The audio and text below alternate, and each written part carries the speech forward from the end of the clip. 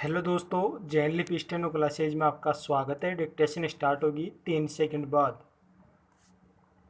Start. महोदय, मद्रास में दूरदर्शन भाषाई समन्वय की महत्व नहीं देगा तो अन्य भाषी भी टीवी देखने के प्रति ललक पड़ेंगे। दिल्ली में भाषाई समन्वय को नहीं महत्व दिया जाएगा तो वहाँ के हिंदीतर भाषी स्टार टीवी के प्रति ललकेंगे। कश्मीरी के लोगों को भाषाई समन्वय के कार्यक्रम नहीं मिलेंगे तो वे पाकिस्तानी दूरदर्शन देखेंगे, फिर वे अपनी संस्कृति से कटने लगेंगे। देश के अपने ही एक हिस्से के प्रति, अपने ही अन्य बंधु के प्रति उनमें संवेदन शून्यता भरने लगेगी और फिर लातूर जैसी घटना पर भी वे भाव शून्यता के शिकार होंगे और यह स्थिति राष्ट्रीय विखंडन की जमीन को तैयार कर ही सकती है। भाषाई समन्वय के अभाव में पाकिस्तान की राष्ट्रीय एकता को खतरा पहुंचा और बांग्लादेश बना। अपने देश को ही ले ऑपरेशन ब्लू स्टार के दौरान भाषाई समन्वय पर उतना ध्यान नहीं दिया गया। फलतः देश के अन्य हिस्सों में आम आदमी के मन का आक्रोश भड़का, जो राष्ट्रीय एकता के लिए घातक रहा। वही हजरत बल प्रकरण में हजरत बल को सेना द्वारा रोक दिए जाने के विदेशी समाचारों के प्रभाव को भाषाई समन्वय के सिद्धांत पर ही हम पूरी तरह रोक पाने में सक्षम रहे। इस प्रकार भाषाई समन्वय के आधार पर उभरी राष्ट्रीय भावना हमारी राष्ट्रीय एकता के लिए सार्थक सिद्ध होगी, किंतु यह भाषाई समन्वय हिंदी अन्य भाषा के मूल्य पर या उसे किनारे रखकर कुछ भाषा विशेष के लोगों को कारण विशेष से खुश करने की धारणा से नहीं की जानी चाहिए, अन्यथा भाषा के क्षेत्र में भी तुष्टीकरण की नीति को बढ़ावा मिलेगा और फिर ऐसा तुष्टीकरण राष्ट्रीय एकता के प्रति भी विरुद्ध और ही चला जाएगा।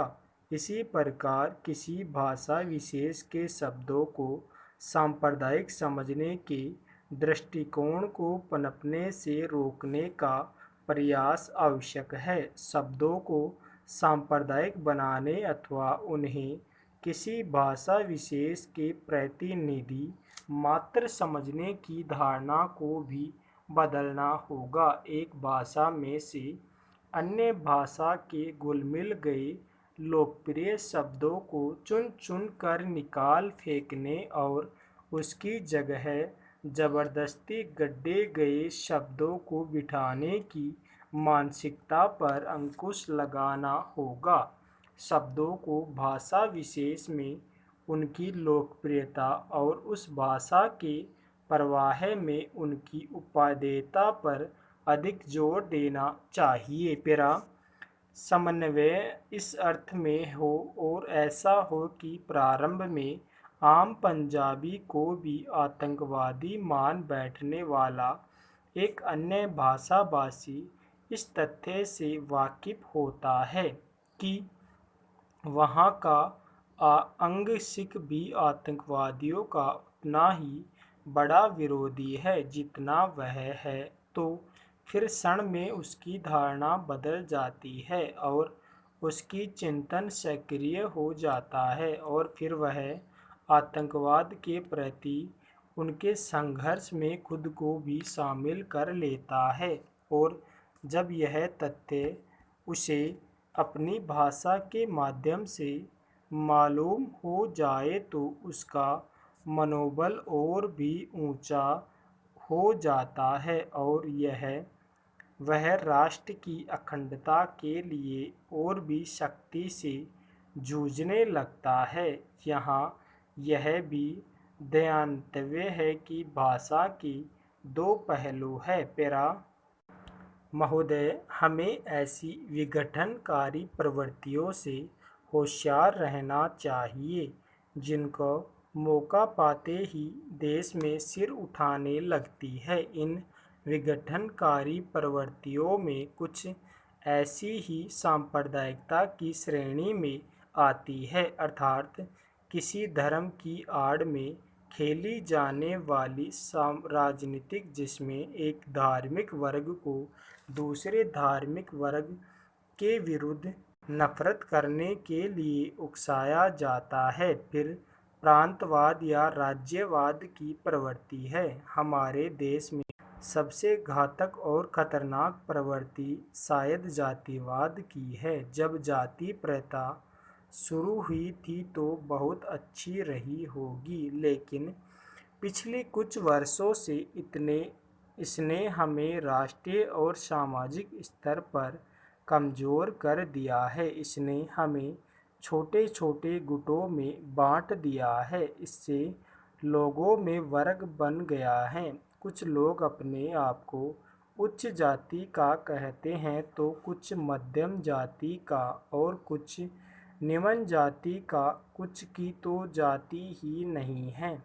इस तरह यह असमानता शुरू हुई जिसमें एक वर्ग दूसरे का शोषण करता है। मेरे विचार से भारत की कमजोरी और पतन का यही मुख्य कारण रहा है। इतिहास के ये सारे सबक हमारे सामने हैं। हमने देखा है कि अपनी बहुत सी अच्छाइयों और योग्यताओं के बावजूद भी हम राष्ट्रों की दौड़ में बार बार पिछड़े हैं और हमारे बीच एकता की इस कमी के कारण ही भारत का पूरा समाज ऐसी जातियों और वर्गों में बट गया है जो एक साथ नहीं चल पाते। इसलिए मैं हर जगह भारत की एकता पर और सांप्रदायिकता, प्रांतीयता, अलगाववाद, राज्यवाद और जाति से लड़ने की ज़रूरत पर जोर देता हूँ। पैरा जहाँ तक मैं समझता हूँ और आशा है आप भी वैसा समझते हैं, भारत के उत्तर, दक्षिणी तथा पूर्व और पश्चिम में कोई बंटवारा नहीं है। केवल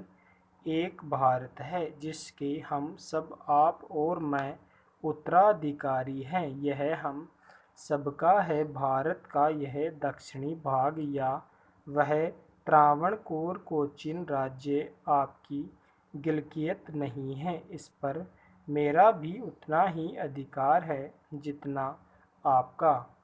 इसी तरह हिमालय के उत्तरी राज्य हमारी मिल्कियत नहीं है, उस पर आपका भी उतना ही अधिकार है।